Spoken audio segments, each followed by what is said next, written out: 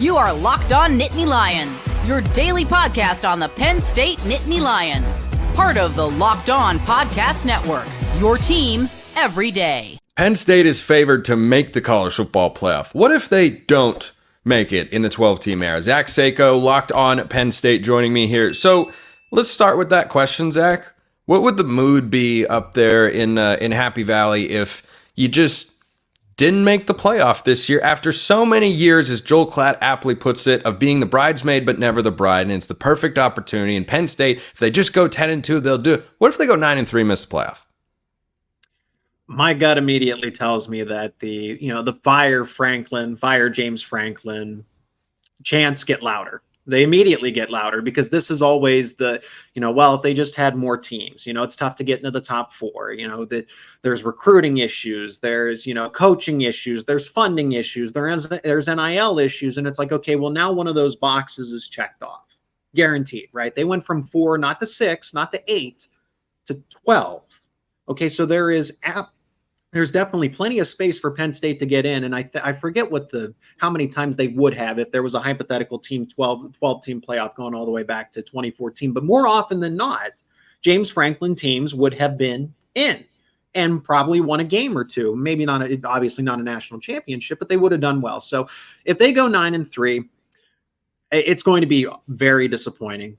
I think 9-3 is certainly possible because if the deck doesn't break in your favor, this is the toughest schedule that Penn State's going to play in recent memory, probably over the past 2 decades, that I would say. I mean, you have to go to USC, you got to go to Washington back-to-back, then you host Ohio State. There's a 5-game gauntlet in the middle of the schedule that Penn State can afford to drop 2 of them, Ohio State being 1. So that means you got to go on 2 true road games against Wisconsin and USC, and hopefully you don't lose both of them.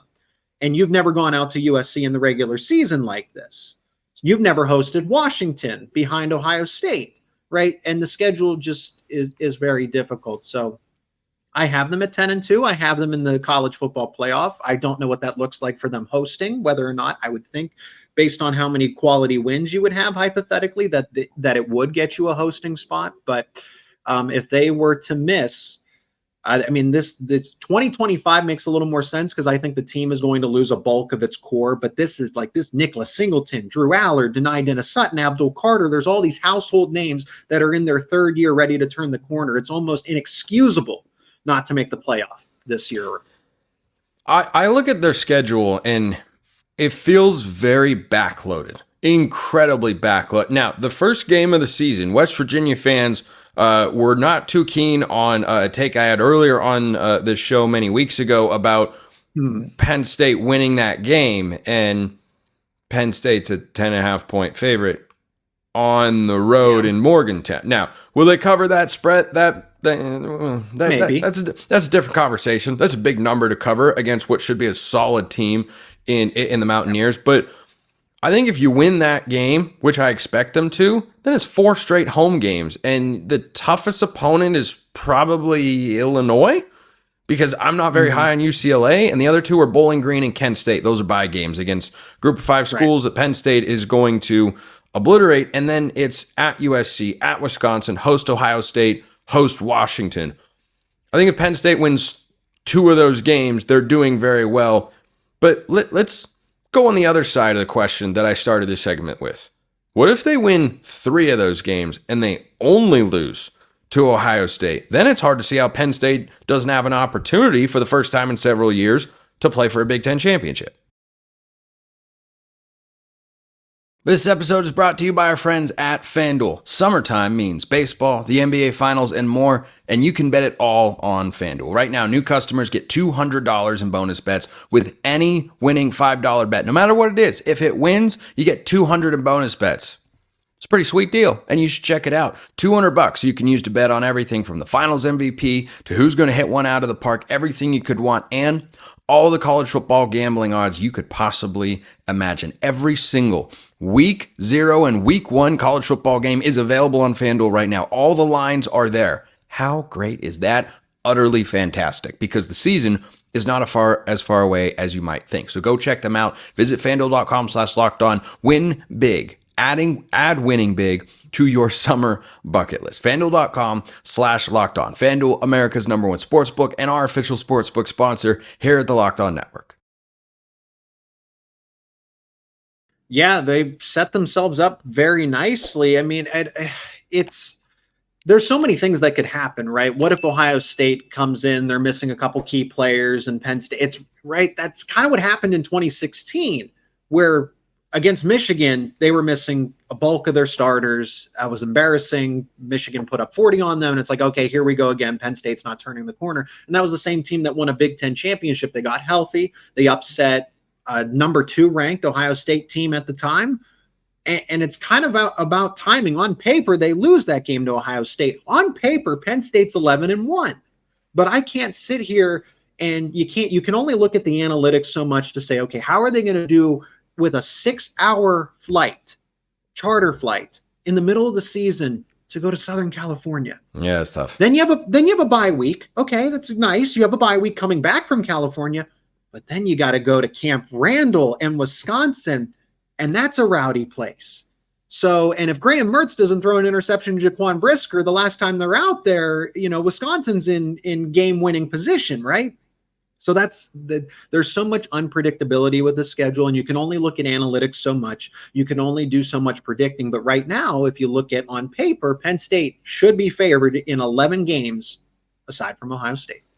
Yeah, and that Ohio State game, I want to touch on that because the record against Ohio State and Michigan for James Franklin is bad. There's no other way to put it. It is bad. Yes. Hope I'm not breaking news to any Penn State fans out there, but if you have not followed the program recently, Penn State has dominated everybody except those two of which they have been dominated by. Do you think that this Penn State team with Drew Aller at quarterback, new offensive coordinator, and a bunch of other really, really nice pieces. You mentioned Nick Singleton. He's not the only one. Julian Fleming comes over from Ohio State at the wide receiver position to bolster that room.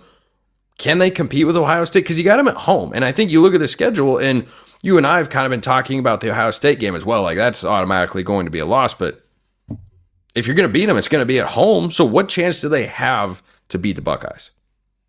And I think, and it's not like Ohio State's going to be a 14, 17-point favorite. If everybody's healthy, I think the initial spread that came out was 3.5. So Ohio State right now at this time in the offseason is only a 3.5-point favorite against Penn State. So that's telling you, based on home field advantage, regardless if it's big noon kickoff, if it's white out in prime time, whatever they ultimately decide, right? The TV networks are just continue to mess around. Okay, that's a different conversation. But it's not like Penn State. It's like, whereas Penn State goes to West Virginia, yeah, they're a 10 to 12-point favorite. Well, Ohio State's only a 3-4-point favorite, give or take, in the initial spread. So Vegas thinks that the books think that Penn State is going to be really good. They think that Drew Aller is going to be better.